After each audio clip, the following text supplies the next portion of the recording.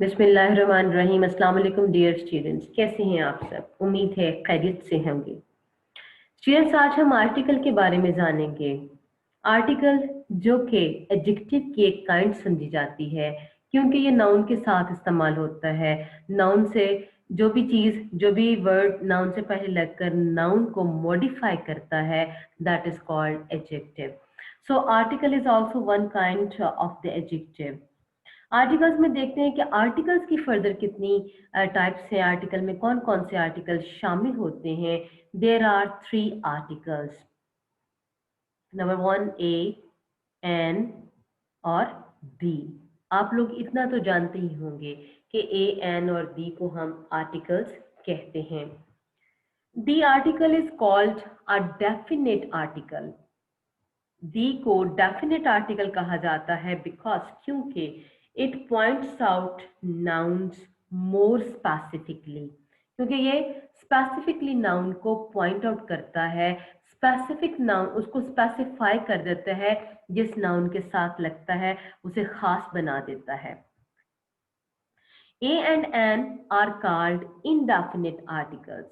D को definite article कहा जाता है, A और N को indefinite article कहा जाता है because they do not point out nouns as specifically, क्योंकि ये नाउन को मखसूस नहीं करते, उनको पॉइंट आउट नहीं करते, उनको स्पेसिफाई नहीं करते, जबकि दी आर्टिकल नाउन को स्पेसिफाई कर देता है। नेक्स्ट हम देखते हैं कि the can be used before both singular and plural noun. इनका इस्तेमाल क्या क्या है और ये कहाँ कहाँ इस्तेमाल होते हैं। दी आर्टिकल एक तो नाउन को स्पेसिफाई कर देता है, दूसरा नाउन चाहे सिंगुलर हो या प्लूरल हो, ये दोनों के साथ आ सकता है। For example, the cat, the houses. अब कैट सिंगुलर है, हम दी लगाते हैं। कैट स्पेसिफाई है, मखसूस है, किसी खास बिल्ली की हम बात कर रहे हैं, हमने उसके साथ दी लगा दिया। कुछ खास घरों की हम बात कर रहे हैं, हमने उसके साथ दी लगा दिया। A and N can only be used before singular nouns. अब A और N जो है सिर्फ सिंगुलर नाउन से पहले इस्तेमाल होते हैं, जबकि हमने ऊपर देखा कि दी आर्टिकल जो है वो सिंगुलर हो नाउन चाहे प्लूरल हो, दोनों के साथ इस्तेमाल हो सकता है। लेकिन A और N सिर्फ ऐसे आर्टिकल्स हैं जो सिर्फ सिंगुलर के साथ इस्तेमाल होंगे। For example, a book, an elephant. They can be used before both vowels and consonants. अब दी जो है वो चाहे vowels आ जाएं या consonants आ जाएं, दोनों के साथ इस्तेमाल हो सकता है। For example, the ant, the car।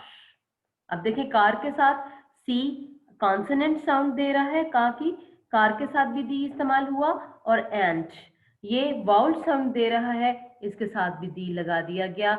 यानी ये सिंगुलर के साथ भी आता है, प्लूरल के साथ भी आता है, कॉन्सोनेंट के साथ भी आ सकता है और वाउल्स के साथ भी आ सकता है। जबकि a must be used before consonant sounds. A को कहाँ इस्तेमाल होना चाहिए? A must be used before consonant sounds. Consonant sound से पहले ए को इस्तेमाल होना चाहिए और वो सिंगुलर भी होनी चाहिए। A duck, a cat, a book. अब ये तमाम साउंड्स, डक की साउंड, कैट की साउंड स्टार्टिंग साउंड, बुक की स्टार्टिंग साउंड क्या है? ये कॉन्सोनेंट साउंड्स हैं।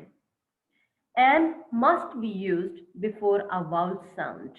और एन कहाँ इस्तेमाल होना चाहिए? वाउल साउंड से पहले इस्तेमाल होना चाहिए।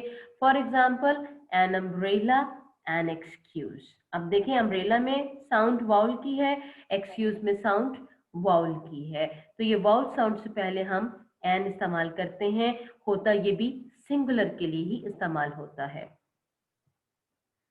हमने ये जाना तो स्टूडेंट्स, हमने ये जाना कि किस तरह से हम दी को, ए को और एन को आर्टिकल को इस्तेमाल करते हैं।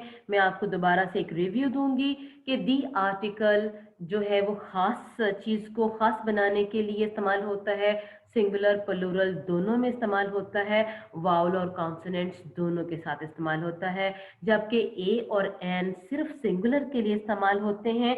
दोनों में फ़र्क क्या है? ए कॉन्सोनेंट साउंड के साथ इस्तेमाल होता है और एन वाउल साउंड के साथ इस्तेमाल होता है। जब ये अपना मीनिंग एक के तौर पर जाहिर करते हैं, जैसे हम एक बिल्ली कहें, एक डक कहें, एक बुक कहें, तो इसका मतलब है कि वो तादाद में एक हैं और वो सिंगुलर हैं और ये सिंगुलर के साथ इस्तेमाल होगा। Thank you so much students. इसके बाद इंशाल्लाह नेक्स्ट हमारा लेक्चर दी आर्टिकल पे होगा कि दी आर्टिकल कहाँ कहाँ इस्तेमाल होता है और करेक्शन में उसके अंदर कौन कौन से रूल्स अप्लाई होते हैं। बहुत शुक्रिया, अपना बहुत ख्याल रखिएगा। टेक केयर एंड अल्लाह हाफिज।